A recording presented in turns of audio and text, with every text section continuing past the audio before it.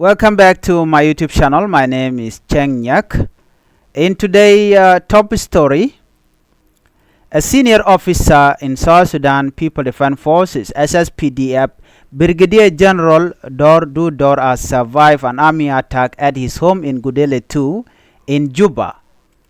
The incident occurred at around 11:30 a.m. on Wednesday when three army men stormed his compound in broad daylight. General Dor said that in an inclusive interview that he managed to exchange fire with the attacker using his personal pistol.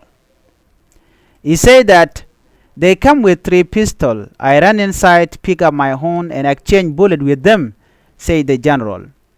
General Dor sustained multiple gunshot wounds, 3 to his left side and 1 to his arm. He is currently receiving treatment at Juba Teaching Hospital with 2 bullets still lodged in his body, awaiting surgery.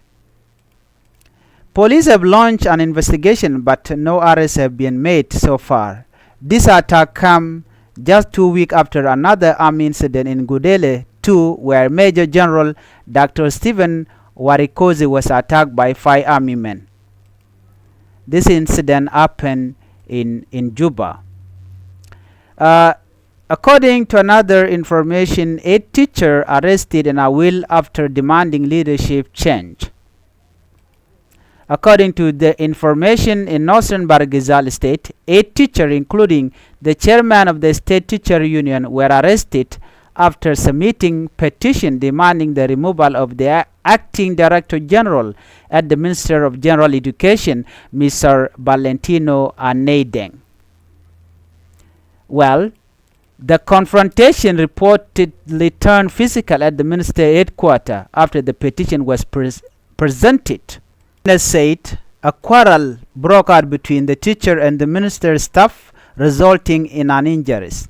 Security forces were called in, and the 8 teachers, including Lukalwal General Lukalwal Gareng, a union chairman, William Gareng Awan, Kon Deng Kon, James Yel, Dut Ahmed and Deng Garang, were arrested and taken to Aweil Central Prison.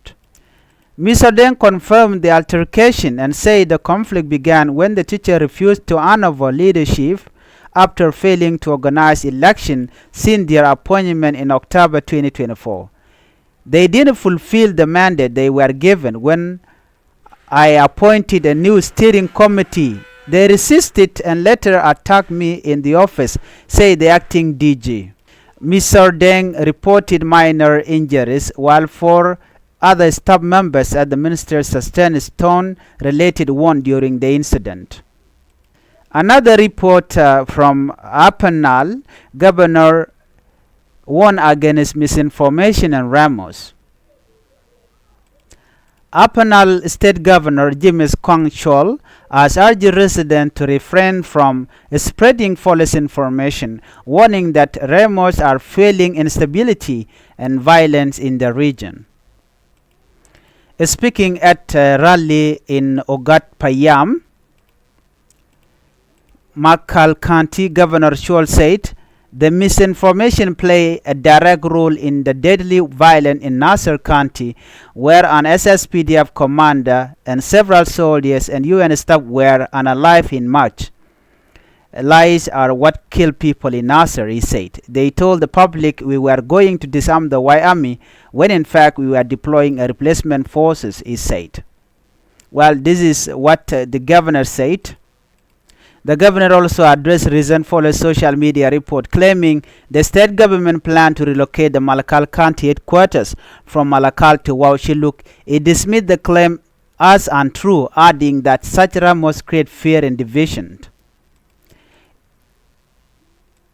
He said it was a lie, just like the lie that caused problem in Wauchulo. He added, Governor Chol emphasized the need for peaceful coexistence and law and order, urging citizens to verify misinformation before spreading it.